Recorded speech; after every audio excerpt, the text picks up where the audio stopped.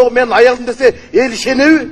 Жогорку Кеңештин депутаты Рыскелди Момбеков бүгүн аскер прокуратурасына суракка чакыртылды. Депутат Азаттыкка бул маалыматты растап, сурак кум төрүшүнө байланыштуу болушу мүмкүн экенин айтты. Мага кече чакыруу берип кетишти. Анда кайсыл иш боюнча сурай турганы тууралуу маалымдалган эмес. Менимче кум төрүшүнө байланыштуу окшойт. Анткени буга чейин бул иш боюнча атайын кызматка сурак бергем. Ал эми өткөн жылдын октябрь окуялары боюнча Ички иштер министрлигине сурак бергем деди ал. Эске салсак, Рыскелди Момбеков кум төрүшүнө байланыштуу бир ай мурун улуттук коопсуздук боюнча мамлекеттик комитетке сурак берген эле. Ал кумтөр алтын кенин текшерүү үчүн түзүлгөн мамлекеттик комиссиянын мүчөсү.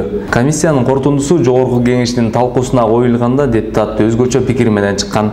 Президент Садыр Жапаров бүгүн 1-июлда жалпы республикалык тестирлөөнүн жыйынтыгы боюнча эң жогорку бал алган орто мектептер менен лицейлердин бүтүрүүчүлөрүнө алтын сертификаттарды тапшырды. Бул тууралуу президенттин басма сөз кызматынан билдиришти.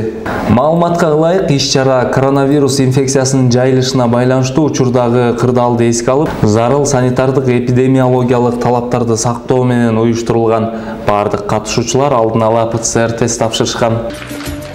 Билим алууга болгон аракетиңерден тайбай, мындан арыда арышыңар кеңейип, кадамыңар илгерилесин.